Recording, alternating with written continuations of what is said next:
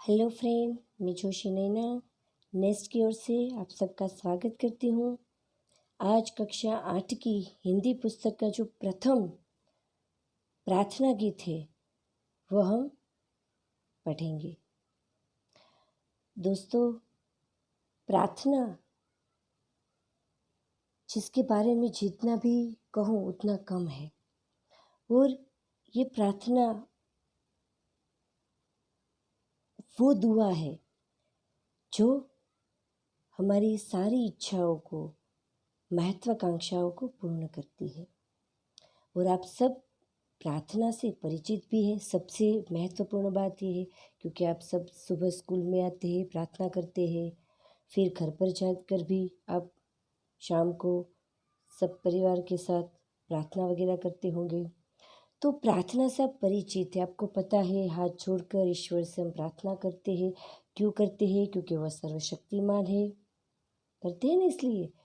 तो बच्चों, ये भाव ही हमें ईश्वर की प्राप्ति के लिए अथवा ईश्वर के होने का जो एहसास दिलाता है।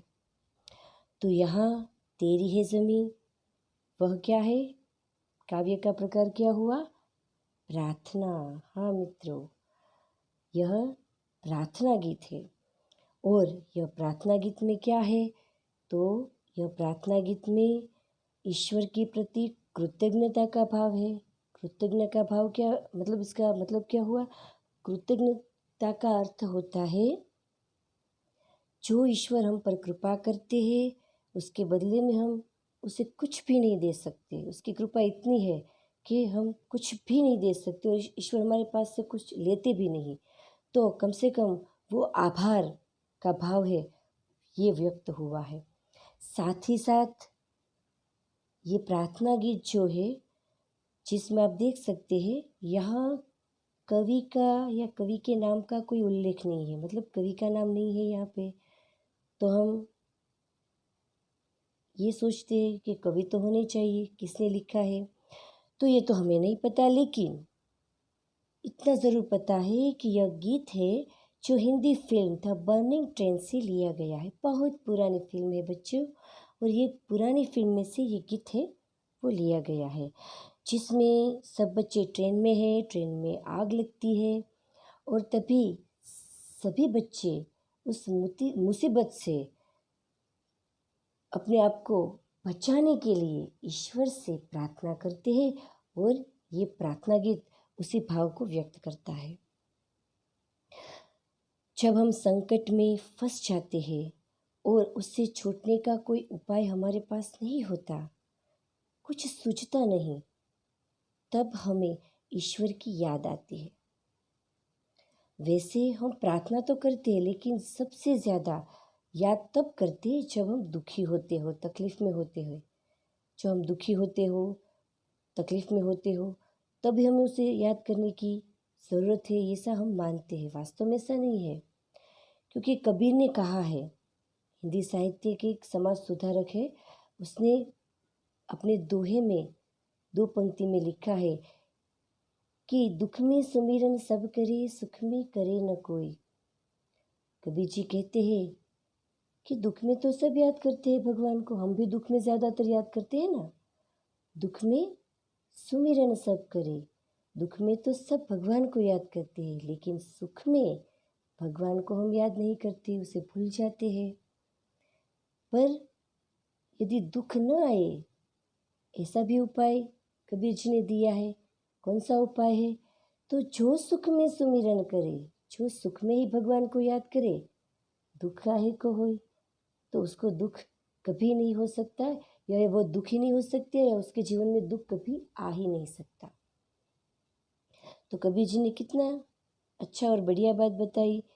हमें भी अपने जीवन में भगवान को याद करना, ये तो हमारे हाथ में है, लेकिन कब याद करना, ये महत्वपूर्ण बात वो भी हमारे हाथ में है। हमें भगवान से रोज़ प्रार्थना तो करते हैं, उसे याद तो करते हैं, लेकिन यदि भगवान को हम खुशियों में, सुख में याद करें, तो हमारे जीवन में कभी दुख नहीं आएगा। यदि दुख आएगा तो भी हम उसे आराम और आसानी से दूर करने की क्षमता हमारे अंदर होगी या हम रख सकते हैं। तो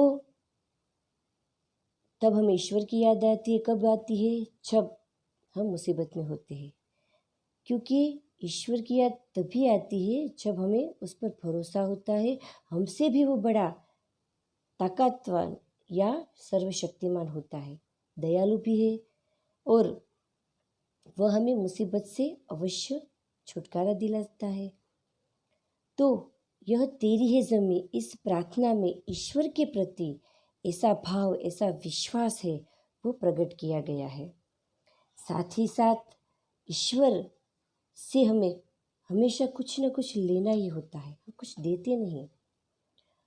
और इसीलिए यह प्रार्थना गीत में कम से कम कुछ दे न सके तो कोई बात नहीं, लेकिन कृतज्ञता का जो भाव है, मतलब वो आभार का, वो थैंक यू का जो भाव है, वो हमें इस काव्य में मिलता है। और ईश्वर सर्वोपरि है, यह बात भी हम इस काव्य द्वारा जान सकते हैं। और इसकी स्वीकृति, मतलब ईश्वर की स्वीकृति, वो सर्वशक्तिमान है, इस बात का भी हमें ख्याल आ जाता है। तो बच्चों, ये काव्य की जो पंक्ति का प्रथम मुखड़ा जिसे कहते हैं, तेरी है ज़मीं, हे ईश्वर ये धरती तुम्हारी है और ये आसमान भी है, वो भी तुम्हारा है। लेकिन मैं समझाऊंगी उससे पहले ये सुंदर सा जो प्रार्थना गीत है, वो लय और ताल के साथ यदि हम सुने तो हमें और ज़्यादा मज़ा आएगा और साथ में 4 चांद लग जाएंगे ये प्रार्थना गीत के।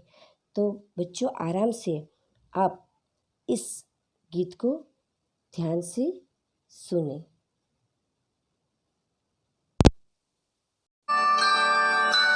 तेरी है ज़मीं, तेरा आसमां, तू बड़ा मेहरबान, तू बख्शिश कर, सभी का है तू, सभी तेरे खुदा मेरे, तू बख्शिश कर।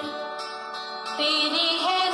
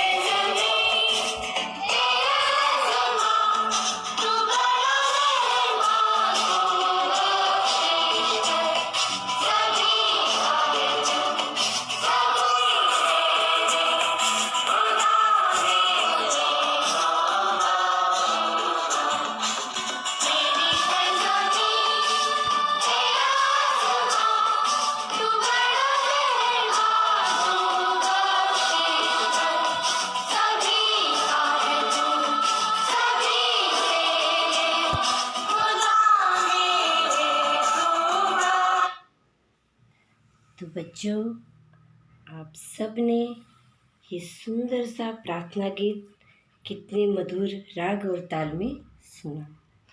अब हम कविता का सरल अर्थ सीखेंगे। सबसे पहले काव्य की प्रथम पंक्ति लेंगे, जिसमें तेरी है ज़मीं तेरा आसमान, तू बड़ा मेहरबा तू बख्शिश कर। तेरी है ज़मीं, हे ईश्वर, यह सारी धरती तुम्हारी है। ज़मीं का अर्थ हुआ धरती। और यह आकाश भी तुम्हारा है, आसमान, आकाश। तू बड़ा मेहरबान, मेहरबान का अर्थ हुआ दयालु। तू बहुत मेहरबान है, तू बख्शिश कर। हे ईश्वर, तुम बख्शिश का अर्थ होता है भेंट या सौगात, पर यहाँ भेंट ईश्वर हमें दे, ये बच्चे कह रहे हैं ना, हे ईश्वर तू हमें बख्शिश दे। किस बात की? हमारे गुनाहों को बख्श दे, माफ़ कर दे। और माफ़ी रूपी भेंट देने के लिए कहते, इसलिए शब्द है बख्शिश कर।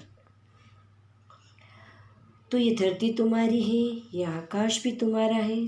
तुम बहुत दयालु हो और हमारे अपराधों के लिए तुम हमें क्षमा कर दो। बख्शिश कर माने क्षमा के भाव से यहाँ बख्शिश शब्द लिया गया है। आगे कहते हैं, सभी का है तू सभी तेरे, हे ईश्वर तू सबका है और सब तेरे हैं। हमारे लिए तो ईश्वर सब है और हमारे लिए और हम उनके लिए एक समान है। इसलिए यहाँ कहा गया है, सभी का है तू सभी तेरे, खुदा मेरे तू बख्शिश कर। खुदा यानी ईश्वर, खुदा तुम बख्शिश कर यानी हमें क्षमा कर, हमारे अपराधों को क्षमा कर। आगे कहा है, तेरी मर्जी से ए मालिक, मर्जी यानी इच्छा, मालिक का अर्थ है ईश्वर, जो हमारे लिए सर्वशक्तिमान है, इसलिए हम सबसे ऊपर है, इसलिए मालिक का दर्जा दिया गया है। तो तेरी मर्जी, मर्जी यानी इच्छा से ए मालिक, हे मालिक ईश्वर, हम इस दुनिया में आए हैं। हे दुनिया के मालिक, तुम्हारी इच्छा से ही हम इस दुनिया में आए हैं, हमारा जन्म हुआ है। तेरी रहमत से हम सब ने, रहमत का अर्थ हुआ कृपा, दया। हे ईश्वर, तुम्हारी कृपा से, तुम्हारी दया से हम सब ने, मतलब हम सब मनुष्य ने ये जिस्म और जा पाए हैं। जिस्म का अर्थ होता है शरीर और जा का अर्थ होता है प्राण। दोस्तों, मैं आपको बता दूं कि शरीर की कीमत उसके प्राण से ही होती है। यदि शरीर में प्राण न हो तो शरीर की कोई कीमत नहीं है। इसलिए यहाँ जिस्म और जान दोनों से ही शरीर की जो कीमत है, उसका महत्व है, वो बताया गया है। इसलिए सब बच्चे कहते हैं कि तुम्हारी कृपा से ही हमें शरीर और प्राण मिले हैं। आगे क्या कहते हैं, तू अपनी नज़र हम पर रखना। तू यानी हे ईश्वर, तुम्हारी कृपा दृष्टि, नज़र का अर्थ है कृपा दृष्टि। यदि भगवान हम पर कृपा रखे, कृपा दृष्टि रखे, उसका मतलब होता है हमारे ऊपर कभी दुख या तकलीफ नहीं आएगी। इसलिए कहा है, तू अपनी नज़र हम पर रखना। किस हाल में है ये खबर रखना, हम किस हालात में, हाल का अर्थ होता है हालात, हम अच्छे हालात में हैं या बुरे हालात में हैं, किस हाल में है ये खबर रखना। हमारे हालात कैसे हैं उसकी जानकारी ज़रा तुम रखना।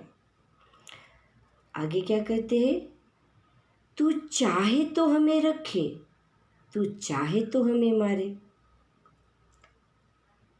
हम सब जानते हैं बच्चे कि हमारा जीवन, हमारा मरण सब ईश्वर के हाथों में है। उसके बिना तो पत्ते भी नहीं हिलते। कहते हैं ना, ईश्वर की मर्ज़ी के बिना जो वृक्ष के पत्ते हैं वो भी नहीं हिलते। यानी हमारा जीवन और मरण सब उसके हाथ में है। तो क्या कहा है, हे ईश्वर, तुम चाहो तो हमें जीवित रखो, तुम चाहो तो हमें मार डालो। कारण कि जीवन और मृत्यु ईश्वर के हाथ में, इसलिए कहा है। तेरे आगे झुका के सर, तुम्हारे आगे सिर झुकाकर हम सब आज खड़े हैं। सिर झुकाना मतलब हम सब जानते हैं, जब प्रार्थना के वक्त हम क्या करते हैं, मंदिर में जाते हैं तो हाथ जोड़ते हैं और अपने मस्तक को झुकाते हैं। सिर यानी मस्तक, उसको झुकाते हैं। ये झुकना का जो झुकने का भाव है, वो भाव क्या है, नम्रता का भाव है। हमें नम्र होकर, मस्तक झुकाकर, हाथ जोड़कर भगवान से प्रार्थना करनी चाहिए। तो यहाँ कहा है, तेरे आगे झुका के सर खड़े हैं आज हम सारे। सब बच्चे कह रहे हैं कि हे ईश्वर, तुम्हारे आगे हाथ झुकाकर, हाथ और मस्तक झुकाकर हम सब बच्चे खड़े हैं। ओ सबसे बड़ी ताकत वाले, हे ईश्वर तू सबसे बड़ी ताकत वाले है, ताकत वाला है, ताकत वाले है, क्योंकि ईश्वर ही है जो हमसे ज़्यादा ताकतवान है। मनुष्य चाहे जितना भी गुमान कर ले, पैसे की ताकत या अपने बल पर, लेकिन ईश्वर के आगे सब व्यर्थ है। तो वो सबसे बड़ी ताकत वाले, तू चाहे तो हर आफत टाले, तुम सबसे बड़ी ताकत वाले हो। और हे ईश्वर, तुम चाहो ने तो ये जो आफत है उसे भी तुम टाल सकते हो। टालना माने दूर कर सकते हो। कई आफत, कई मुसीबत ऐसी होती है जो हमारे हाथ में नहीं होती, सिर्फ ईश्वर के हाथ में होती है। और इसीलिए हम ईश्वर को उस समय ज़्यादा याद करते हैं और कहते हैं कि ईश्वर तुम ही इस आफत को टाल सकते हो, ये हमारे बस में नहीं है। तो बच्चों, यह मैंने कविता का सरल हिंदी में अर्थ बताया। अब हम मातृभाषा में उसका भावात्मक अनुवाद जो मैं आपको बताऊंगी, जिससे आपको और ज़्यादा सरलता महसूस हो। तो तेरी है ज़मीं तेरा आसमां, तू बड़ा मेहरबा तू बख्शिश कर। હે ઈશ્વર, આ આખી ધરતી તમારી છે, આ આકાશ પણ તમારું આપેલું છે। તમે ખૂબ દયાળુ છો, તમે અમારા અપરાધો માટે અમને ક્ષમા કરો। બક્ષિશ કરો એટલે અમારા अपराधों ने माफ़ करो अथवा तो क्षमा करो अपराधों માટે। सभी का है तू सभी तेरे, खुदा मेरे तू बख्शिश कर। તમે બધાના છો ને બધા તમારા છે, હે ઈશ્વર તમે અમને ક્ષમા કરો। આગળ શું કહે છે?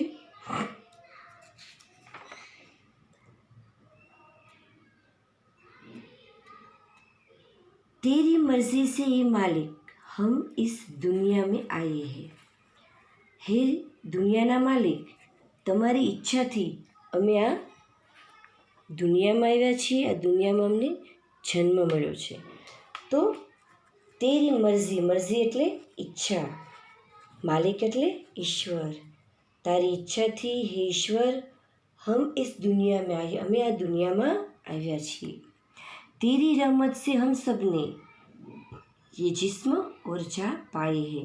हे ईश्वर तारी रहमत, रहमत એટલે કૃપા, કૃપાથી જ અમે બધાએ મનુષ્ય માત્રએ, તારી કૃપાથી મનુષ્ય માત્રએ આ શરીર અને પ્રાણ પ્રાપ્ત કર્યા છે। ફરીવાર કહી દઉં મિત્રો કે શરીર અને પ્રાણ આ બંને સાથે હોય તો જ મહત્ત્વનું છે। કારણ શરીરની કિંમત પ્રાણ સુધી જ છે। પ્રાણ નથી રહેતા શરીરમાં તો શરીરની કોઈ કિંમત રહેતી નથી। એટલા માટે શરીર અને પ્રાણ બંને અહીંયા આપ્યા છે। તો તમારી કૃપાથી જ અમને આ શરીર અને પ્રાણ મળ્યા છે। तो अपनी नज़र हम पर रखना, किस हाल में है खबर रखना। हे ईश्वर, નજર રાખવી એટલે તમારી કૃપા દૃષ્ટિ અમારી ઉપર રાખજો અને અમે કેવી હાલાત, કેવી પરિસ્થિતિમાં છીએ એની પણ હંમેશા તમે ખબર રાખજો। કેવા હાલાત છે, કેવી પરિસ્થિતિ છે એની જરા દરકાર લેજો અથવા તો ધ્યાન રાખજો। આગળ શું કહે છે?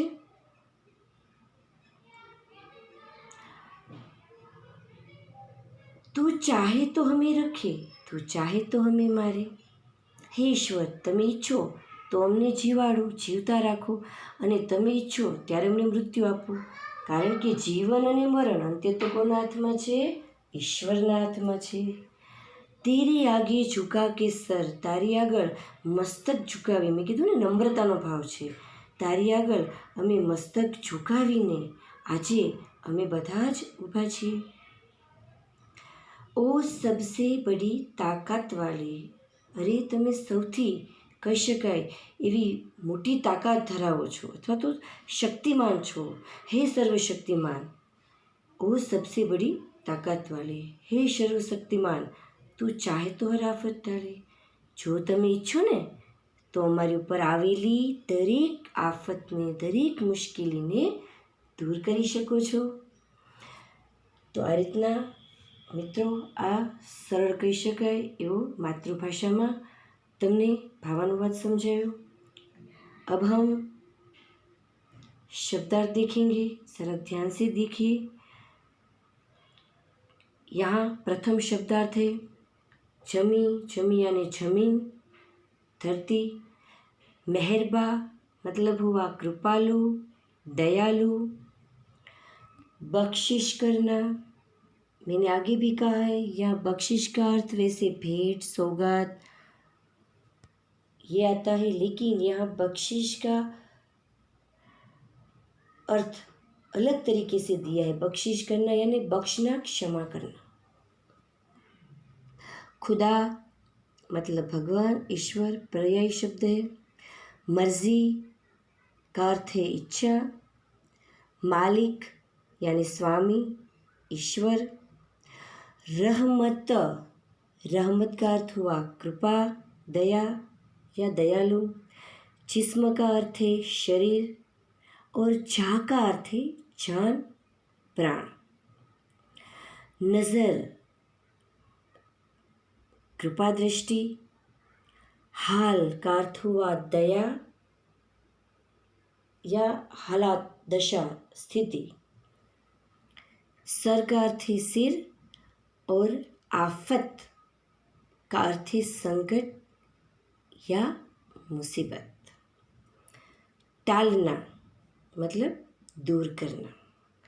तो इस प्रकार ये शब्दार्थ जो सरलता से आप याद रख सकते हैं. साथ ही आप देखेंगे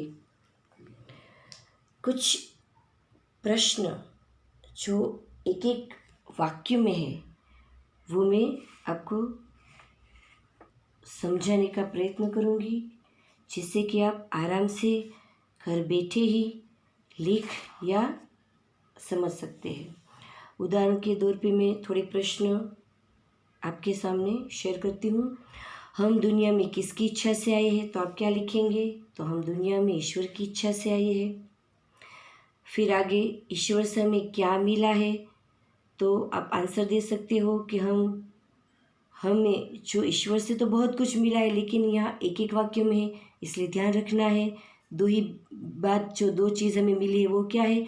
जिस्म और जा. और आप ऐसे सरल भाषा में भी लिख सकते हैं शरीर और प्राण. तो ईश्वर से हमें क्या मिला है?